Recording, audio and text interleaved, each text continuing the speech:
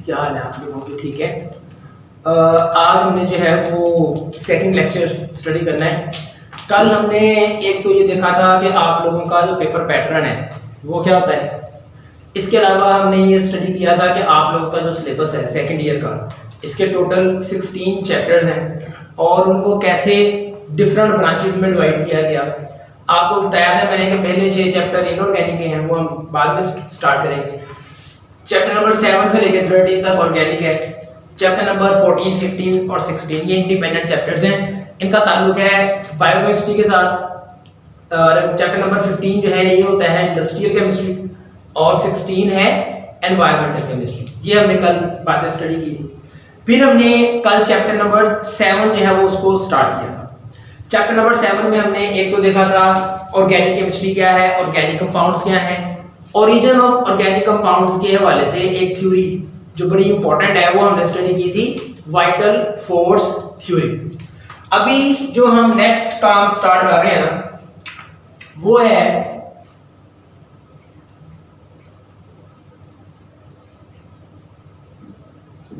Sources of organic compounds.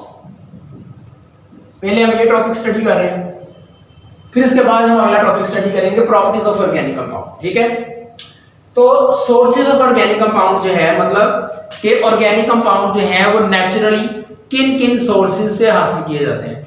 आप याद रखिएगा कि ऑर्गेनिक कंपाउंड जो होते हैं उनको लेबोरेटरी में तो बनाया जा रहा है, बहुत बड़ी तादाद में उनको बनाया जा रहा है, लेकिन कुदरती तौर पे ये जो ऑर्गेनिक कंपाउंड्स हैं जो हमें मिलते हैं वो कहाँ से मिलते हैं। देखें, ऑर्गेनिक कंपाउंड की जो बच्चों सोर्सेज है ना वो बुनियादी तौर पे 3 है। There are 3 sources of organic compounds. Number 1 वो आ जाते हैं प्लांट्स, फिर नंबर 2 वो आ जाते हैं एनिमल्स, और नंबर 3 ये आ जाते हैं बच्चों फॉसिल फ्यूल। हम स्टडी करेंगे ये तीनों क्या है। So there are basically 3 sources of organic compounds. Organic compound अगर हमें हासिल कर रहे हैं 3 सोर्सेज से हासिल कर सकते हैं, plants, animals and fossil fuel. अब प्लांट से कौन कौन से ऑर्गेनिक कंपाउंड्स हासिल होते हैं? देखो, जो इनमें सबसे पहले नंबर पे आ जाते हैं कार्बोहाइड्रेट्स। बहुत बड़ी मिकदार में जो कार्बोहाइड्रेट्स हैं वो प्लांट से हासिल किए जाते हैं। मिसाल के तौर पे ये जो सेलुलोज है जिससे ये पेपर तैयार होता है, ठीक है, सेलुलोज पेपर से जिससे तैयार किया जाता है ये प्लांट से हासिल किया जाता है। आपको पता है ये प्लांट्स के सेल वॉल में होता है। इसके अलावा बच्चों आप जानते हैं स्टार्च, ये एक बड़ा इंपॉर्टेंट जो है वो कार्बोहाइड्रेट है। ये जो स्टार्च है ये आलू में, शकरकंदी वगैरह में बहुत ज्यादा पाई जाती है। वो जो हम कपड़ों को माया लगाते हैं वो भी असल में स्टार्च होती है। ठीक है, इसके अलावा वो आप लोग जो फलूदे के ऊपर सेवियां डाल के खाते हैं वो भी स्टार्च है। तो ये स्टार्च बेसिकली प्लांट से हासिल किया जाता है और ये कार्बोहाइड्रेट है। इसके अलावा सक्रोज जिसको टेबल शुगर या चीनी भी बोला जाता है, ये भी आपको पता है प्लांट से हासिल की जाती है। फिर ग्लूकोज, अब ये सारे के सारे और बहुत सारे हैं। तो प्लांट से जो एक बहुत बड़ी अमाउंट में ऑर्गेनिक कंपाउंड हासिल किए जाते हैं वो है कार्बोहाइड्रेट्स। ये मैंने चंद एक कार्बोहाइड्रेट्स लिखे हैं जो आम जिंदगी में जिनसे हमारा वास्ता पड़ता है। देखिए ना, सेलुलोज पेपर की शक्ल में हम इसको रोजाना देखते हैं। स्टार्च, ये हम लोग जो सब्जियां वगैरह खाते हैं उनमें स्टार्च बहुत ज्यादा होती है। कपड़ों को माया लगाते हैं, ये हमारे घर में आम इस्तेमाल की चीज है। चीनी हमारे घर में होती है, ग्लूकोज है। तो ये सारे कार्बोहाइड्रेट्स हैं, प्लांट से हासिल किए जाते हैं। दूसरे नंबर पे जो कंपाउंड्स पौधों से बच्चों हासिल किए जा रहे हैं वो है प्रोटीन्स। याद रखें, प्लांट से बहुत ज्यादा प्रोटीन भी हासिल की जाती है। जैसे मैं अगर आपको बताऊं फॉर एग्जांपल जितने भी बच्चों ग्रेन्स हैं, ठीक है, ग्रेन्स यानी कि चने जो होते हैं, चने जो है बुनियादी तौर पे प्रोटीन है, ठीक है, ये हम प्लांट से हासिल करते हैं। इसके अलावा आप देखिए पल्सेस, जो दालें हैं वो भी ज्यादातर जो है प्रोटीन्स हैं। इसी तरह सीरियल्स जिनको इजनास बोला जाता है, इनमें भी प्रोटीन जो है पाई जाती है। तो प्लांट्स में से प्रोटीन भी बहुत ज्यादा मिकदार में हासिल की जाती है। इसके अलावा बच्चों लिपिड्स, चिकनाइयाँ, ये भी प्लांट से जो है वो हासिल की जाती हैं। जैसे आप देखते हैं मस्टर्ड ऑयल, जिसको सरसों का तेल बोलते हैं, आपको पता है ये प्लांट से हासिल होता है। इसके अलावा एलमंड ऑयल, बादाम रोगन, ये प्लांट से हासिल होता है। डालडा घी, जो डालडा घी हम घरों में इस्तेमाल करते हैं, ठीक है, जिसको वेजिटेबल घी भी बोला जाता है, ये प्लांट से हासिल किया जाता है। देसी घी जो होता है वो एनिमल से हासिल होता है, और जो डालडा घी होता है बच्चों याद रखें ये प्लांट से हासिल होता है। इसके अलावा मार्जरीन का नाम आप लोगों ने सुना हुआ है, ठीक है, ये सारी चीज़ें जो हैं एट्सेट्रा और भी बहुत सारे हैं, जैसे कोकोनट ऑयल है, पाम ऑयल है, इस तरह की बहुत सारी चीज़ें हैं। वेजिटेबल ऑयल, वेजिटेबल ऑयल होता है ये जो कुकिंग ऑयल होता है, ये सारे के सारे लिपिड्स हैं। तो बहुत सारे लिपिड्स, प्रोटीन्स, कार्बोहाइड्रेट्स प्लांट से जो है वो हासिल किए जा रहे हैं। और याद रखें ये सारे के सारे ऑर्गेनिक कंपाउंड्स हैं। इसके अलावा बच्चों और आ जाते हैं विटामिन्स। आपको पता है वैरायटी ऑफ विटामिन्स हैं, vitamin A, vitamin B, C, D वगैरह। तो बहुत सारे विटामिन्स हैं जो कि प्लांट से जो है वो हासिल किए जाते हैं, ठीक है, तो एट्सेट्रा एट्सेट्रा। तो plants is a big source of organic compound. तो प्लांट से बच्चों हम बहुत सारे जो है वो ऑर्गेनिक कंपाउंड हासिल करते हैं। इस तरह अगर हम एनिमल्स की बात करें तो एनिमल्स में से भी बहुत सारे ऑर्गेनिक कंपाउंड हासिल करते हैं। उनमें से जो मेन आता है वो आते हैं proteins. Animals are a big source of protein and proteins are organic compounds. अब देखें कौन कौन सी प्रोटीन्स हैं जो हम एनिमल से हासिल करते हैं। जैसे बच्चों आप ये देखें चिकन है, जो चिकन हम खाते हैं ये बेसिकली प्रोटीन है, ये एनिमल से हासिल होती है। फिर इसके बाद आप देखें मटन है, बीफ है, इसी तरह फिश है, और बहुत सारे डिफरेंट तरह के जो है मीट है।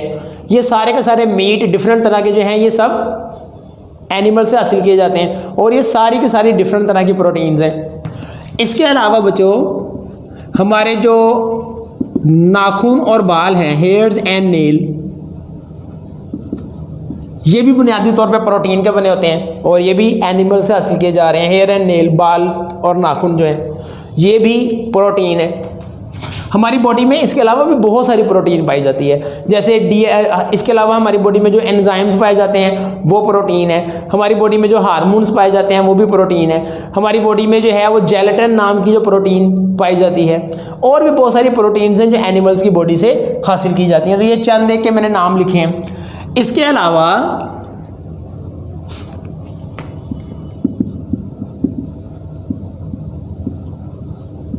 लिपिड्स, लिपिड जो है वो भी एनिमल से बहुत ज़्यादा हासिल किए जाते हैं। मिसाल के तौर पे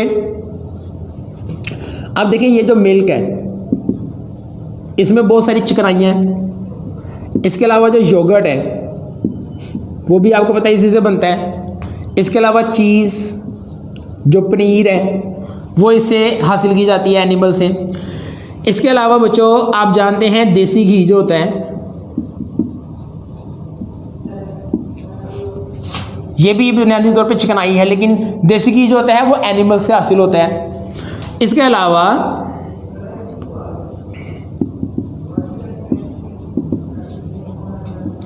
फिश लिवर ऑयल,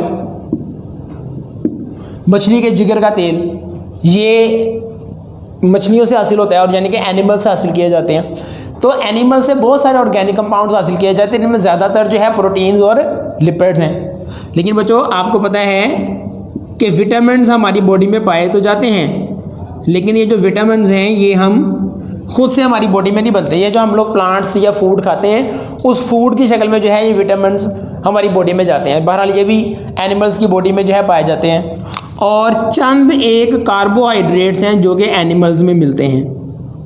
ज़्यादा कार्बोहाइड्रेट्स तो नहीं है, लेकिन चंद एक कार्बोहाइड्रेट्स भी पाए जाते हैं। जैसे आपको पता है कि हमारे ब्लड के अंदर ग्लूकोज पाई जाती है ना। इसके अलावा हमारी बॉडी में एक और कार्बोहाइड्रेट पाया जाता है, उसको हम बोलते हैं ग्लाइकोजन। तो प्लांट्स और animals are a big source of organic compound. बहुत सारे ऑर्गेनिक कंपाउंड्स हैं जो प्लांट से हासिल किए जाते हैं और एनिमल से हासिल किए जाते हैं। ऑर्गेनिक कंपाउंड्स की बच्चों एक और बहुत बड़ी सोर्स है जिसको बोलते हैं फॉसिल फ्यूल। देखें, फॉसिल फ्यूल दो लफ्ज़ों का कम्बिनेशन है। एक तो है फॉसिल, जिसका मतलब होता है कि dead remains of plants and animals, जानवरों और पौधों के मुर्दा बाकियात। और फ्यूल का मतलब होता है ईंधन, जिसको हम एनर्जी हासिल करने के लिए इस्तेमाल करें। तो फॉसिल फ्यूल क्या है? देखो बच्चों, ऐसे फॉसिल्स जिसको हम ज़मीन में से निकालते हैं या उसको ना फॉसिल्स की शक्ल में निकाला जाता है और बाद में उसको फ्यूल के तौर पे इस्तेमाल किया जाता है, उनको बोला जाता है फॉसिल फ्यूल। तो इसकी डेफिनेशन होती है, ये शॉर्ट में भी आता होता है, व्हाट आर फॉसिल फ्यूल, के fossils which are used as fuel are called fossil fuel. Fossils which are used as fuel, वो फॉसिल जिनको फ्यूल के तौर पे इस्तेमाल किया जाए उनको बोलते हैं फॉसिल फ्यूल। अब जो फॉसिल फ्यूल्स होते हैं ना बच्चों, ये तीन तरह के होते हैं। कौन कौन से हैं ये? एक होता है कोल, एक होता है नेचुरल गैस और तीसरा है पेट्रोलियम।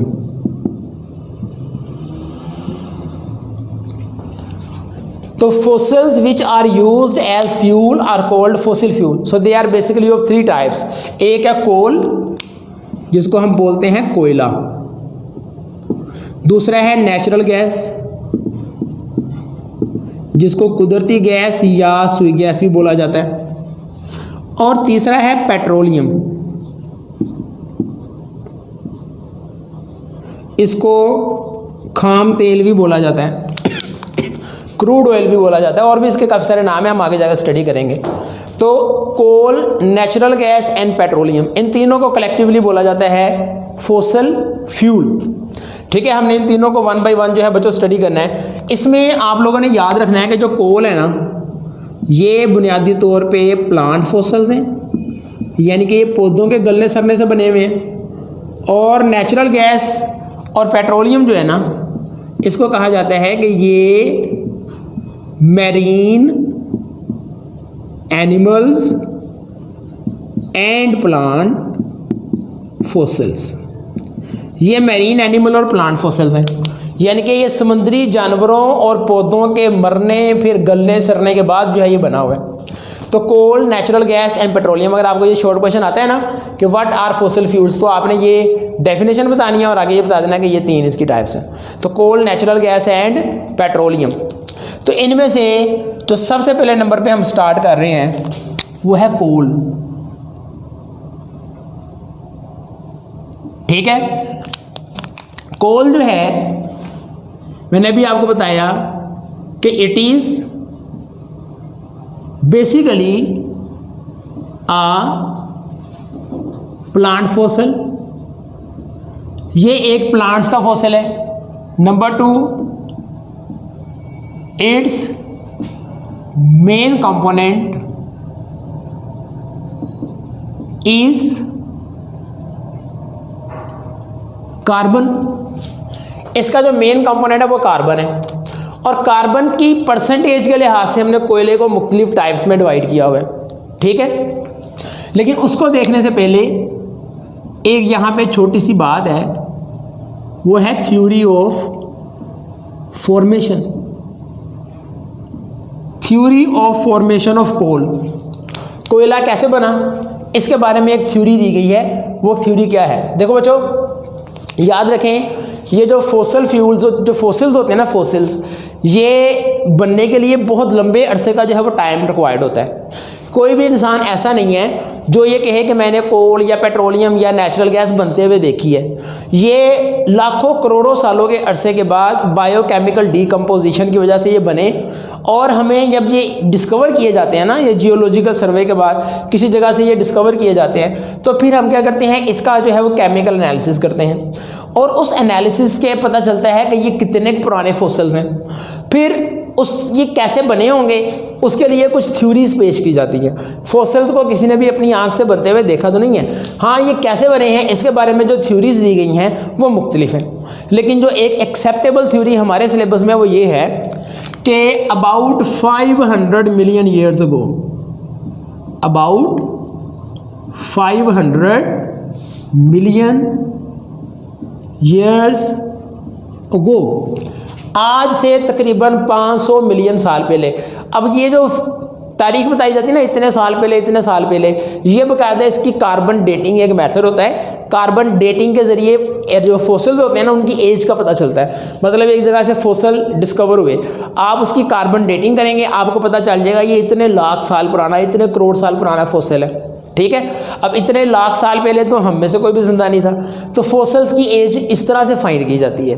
फिर ये बने कैसे हैं उसके बारे में थ्योरीज पेश की जाती हैं। तो जो एक्सेप्टेबल थ्योरी इसके बारे में दी गई वो है कि about 500 million years ago, due to some natural disaster, कोई कुदरती आफत आई, due to some natural disaster, कोई कुदरती आफत आई, and plants got buried under the soil, और जो जंगलात के जंगलात थे और पौधे थे वो जमीन के नीचे दब गए। ठीक है, plants got buried under the soil, तो पौधे जो थे वो जमीन के नीचे दब गए। जब ये plants got buried under the soil जिसमें नीचे दब गए, तो फिर क्या हुआ? तो फिर बच्चों वहाँ पे बैक्टीरिया ने उनको डिकम्पोज करना शुरू किया, लेकिन in the absence of oxygen, वहाँ पे ऑक्सीजन की कमी थी, हाई टेम्परेचर था, हाई प्रेशर था, ऑक्सीजन की कमी थी। इन कंडीशन के ऊपर क्या हुआ, बैक्टीरिया ने उसको जो है वो डिकम्पोज करना शुरू कर दिया, और वो बैक्टीरिया उसको डिकम्पोज करते रहे, लाखों साल तक उसको डिकम्पोज करते रहे, और आहिस्ता आहिस्ता वो जो लकड़ी थी, वो जो वुड थी, वो जो प्लांट्स थे, वो डिकम्पोज होने के बाद कोयले में तब्दील हो गए। ठीक है,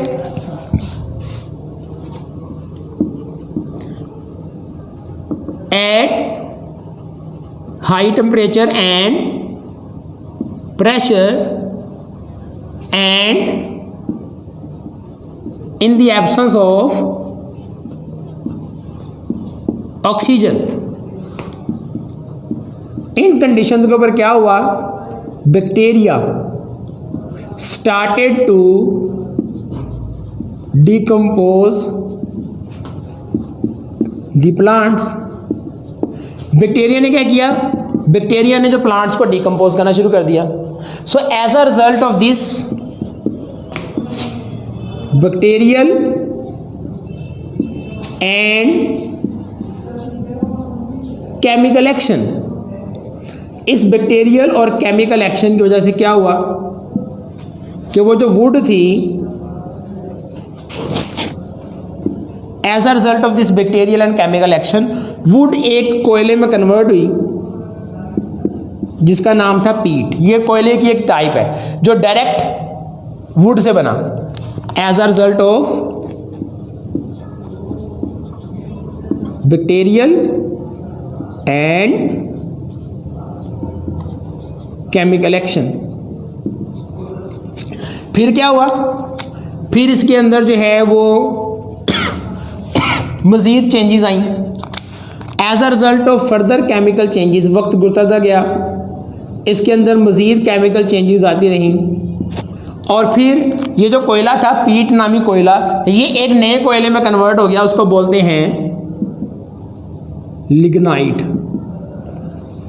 ये कोयले की एक नई टाइप जो है वजूद में आई, पीट लिग्नाइट। फिर ये प्रोसेस ऐसे चलता रहा, फिर कोयले की एक तीसरी टाइप बनी, उसका नाम है सब बिचुमिनस कोल। फिर इससे जो चौथी टाइप बनी वो थी बिचुमिनस कोल, और जो फाइनल टाइप बनी उसका नाम था एंथ्रासाइट कोल। ठीक है। So as a result of this bacterial and chemical action, जो कोयला था वो डिफरेंट टाइप्स में, मतलब वुड जो थी वो डिफरेंट टाइप्स ऑफ कोल में कन्वर्ट होती रही। याद रखें जो कोयले की ये जो टाइप्स बनाई गई ना, ये किस बेस पर बनाई गई हैं? कार्बन की परसेंटेज के लिहाज से। आपको पता है कि इसका जो मेन कंपोनेंट जो है वो कार्बन है। अब एवरेज जो डाटा रखा जाता है ना वो ये है कि पीट के अंदर कार्बन की परसेंटेज होती है तकरीबन 60%, लिग्नाइट में 70%, सब बिचुमिनस में 80%, बिचुमिनस कोल 85%, और एंथ्रासाइट जो होता है इसके अंदर जो है वो 95% जो है वो कार्बन होता है। ठीक है। तो ये जो 92% इसमें एवरेज जो है वो आमतौर पर रखे जाते हैं 90 से 95%। तो ये जो कार्बन कोयले की जो डिफरेंट टाइप्स है ये कार्बन की परसेंटेज के लिहाज से बनाई जाती है। याद रखें बच्चों, एक बात आपने याद रखनी है, कोयले में कार्बन की परसेंटेज जितनी ज़्यादा होगी ना वो कोयला उतना ही हार्ड और ब्लैक कलर का होगा, और जितनी कार्बन की परसेंटेज कम होगी वो कोयला उतना ही सॉफ्ट होगा और ग्रे कलर का होगा। अब ये जो कोयला होता है ना पीट, ये जो होता है ये होता है सॉफ्ट एंड ग्रे। तो ये सॉफ्ट होता है और ग्रेइश कलर का होता है, and it has high moisture contents. इसके अंदर जो नमी है वो बहुत ज़्यादा होती है। ये कोयला सॉफ्ट है और ग्रे कलर का होता है। और जो एंथ्रासाइट है ना, आप याद रखें इसको कहा जाता है it is the purest form of coal. तो प्योरेस्ट फॉर्म ऑफ कोल जो है एंथ्रासाइट को कंसिडर किया जाता है। ये हार्ड और ब्लैक होता है और ये मतलब purest form of coal consider किया जाता है। ठीक है। सो कोल जो होता है उसको इन डिफरेंट टाइप्स में डिवाइड किया गया on the basis of percentage of carbon.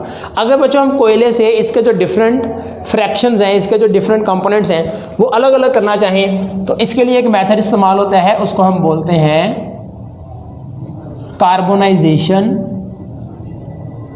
Of coal. इसी का दूसरा नाम होता है destructive distillation of coal, destructive distillation of coal या फ्रैक्शनल डिस्टिलेशन ऑफ कोल या कार्बोनाइजेशन ऑफ कोल। इसमें क्या होता है, हमने कोयले को ना हाई टेम्परेचर के ऊपर हीट करना है in the absence of oxygen.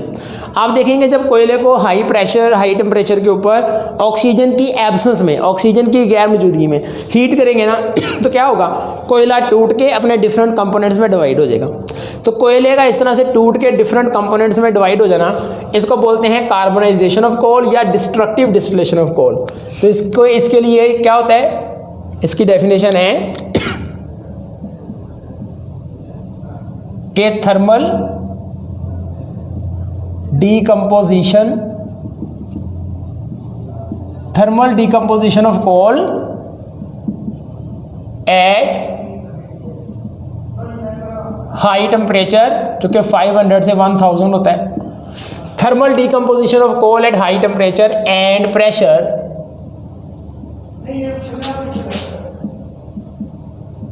in the absence of oxygen is called carbonisation. मतलब हाई टेम्परेचर और प्रेशर पे आप कोयले को हीट कर रहे हैं और इससे जो डिफरेंट फ्रैक्शन हासिल होती है वो हासिल करते हैं। इसको बोलते हैं कार्बनाइजेशन या डिस्ट्रक्टिव डिस्टिलेशन। बच्चों याद रखें, जब हम कोयले की डिस्ट्रक्टिव डिस्टिलेशन करते हैं ना, तो इससे हमारे पास बुनियादी तौर पे 3 चीज़ें हासिल होती हैं। एक है जिसको बोलते हैं कोल गैस, दूसरा है कोल तार, और तीसरा है कोक। जब हम कोयले की कार्बनाइजेशन करेंगे तो इसे 3 फ्रैक्शन हासिल होंगी, कोल गैस, कोल तार और कोक। अब ये कोल गैस क्या है? देखें, कोयले की हमने फ्रैक्शनल डिस्टिलेशन की, उसमें से बहुत सारी गैसेस निकली, उन तमाम गैसेस को कलेक्टिवली बोला जाता है कोल गैस। तो इसको आप बोलते हैं कि mixture of gases obtained by the destructive distillation of coal. So mixture of gases obtained by the destructive distillation of coal is called coal gas. कोयले की जब हम डिस्ट्रक्टिव डिस्टिलेशन करते हैं तो जितनी भी गैसेस निकलेंगी उन तमाम गैसेस को कलेक्टिवली बोलेंगे कोल गैस। और कोल तार क्या है बच्चों? कोल तार होता है mixture of liquids obtained by the destructive distillation of coal। ऐसे देखिए, जितनी गैसेस निकलेंगी ना उन गैसेस को कलेक्टिवली बोला जाएगा कोल गैस, और जितने लिक्विड हासिल होंगे उन तमाम लिक्विड्स को कलेक्टिवली बोला जाता है कोल तार। याद रखिएगा, कोल तार कंटेन अबाउट 215 एरोमेटिक कंपाउंड्स। कोल तार के अंदर जो है 215 एरोमेटिक कंपाउंड होते हैं। एरोमेटिक कंपाउंड क्या हैं वो इसी चैप्टर में हम आगे जाके पढ़ेंगे। और उसके बाद आ जाते हैं कोक। कोक क्या है? ये बच्चों होता है सॉलिड रेसिड्यू। देखें, कोयले की डिस्ट्रक्टिव डिस्टिलेशन की, जितनी गैसेस निकली उनको कह दिया कोल गैस, जितने लिक्विड्स निकले उनको कह दिया कोल तार। जो सॉलिड चीज़ बाकी बच जाएगी ना उसको हम बोलेंगे कोक। तो it is the solid residue left after the destructive distillation of coal. कोयले की डिस्ट्रक्टिव डिस्टिलेशन के बाद जो सॉलिड रेसिड्यू बाकी बचता है उसको हम बोलते हैं कोक। अच्छा जी, ये हम आज जो है वो इतना ही रखते हैं। कल हम जो है ये स्टडी करेंगे नेचुरल गैस और पेट्रोलियम, फिर आगे हम स्टडी करेंगे फ्रैक्शनल डिस्टिलेशन या फ्रैक्शनल डिस्टिलेशन ऑफ पेट्रोलियम। ये वाले टॉपिक हम स्टडी करेंगे। उसके बाद भी एक टॉपिक जो रह गया है वो है प्रॉपर्टीज़ ऑफ ऑर्गेनिक कंपाउंड, वो स्टडी करेंगे। तो ये आज का हमारा काम है, दोबारा से देख लें। आज हमने स्टडी किया है सोर्सेज ऑफ ऑर्गेनिक कंपाउंड। आपको बताया है कि ऑर्गेनिक कंपाउंड्स के जो नेचुरल सोर्सेज हैं वो 3 हैं, प्लांट्स, एनिमल्स और फॉसिल फ्यूल। प्लांट से कौन कौन से ऑर्गेनिक कंपाउंड्स हासिल होते हैं ये हमने देखा। एनिमल से कौन कौन से ऑर्गेनिक कंपाउंड्स हासिल होते हैं ये हमने देखा। और फॉसिल फ्यूल क्या है? ऐसे फॉसिल्स जिनको आप फ्यूल के तौर पे इस्तेमाल करें। 3 होते हैं, कोल, नेचुरल गैस और पेट्रोलियम। कोल बेसिकली प्लांट फॉसिल है और ये दोनों marine animals and plant fossils हैं। कोल जो है बेसिकली कार्बन है। इसकी क्या टाइप्स हैं, इसकी थ्योरी ऑफ फॉर्मेशन क्या है, टाइप्स कैसे बनाई गई हैं, सबसे सॉफ्ट और ग्रे कलर का कोयला कौन सा होता है, हार्ड कोल कौन सा होता है, कोल की जो हार्डनेस है वो किस पे डिपेंड करती है, कोल में से अगर हम डिफरेंट कंपाउंड्स अलग करना चाहें तो कैसे करेंगे, डिस्ट्रक्टिव डिस्टिलेशन। और जो प्रोडक्ट्स आएंगी इसके बाद वो बेसिकली 3 है, कोल गैस, कोल तार एंड कोक। जितनी गैसेस आएंगी वो कोल गैस, जितने लिक्विड आएंगे वो कोल तार, जो सॉलिड रेसिड्यू बाकी बच जाएगा वो कोक। तो ये जी हमारा आज का काम, यहीं से फिर इंशाल्लाह कल स्टार्ट करेंगे। ओके जी, अल्लाह हाफिज़।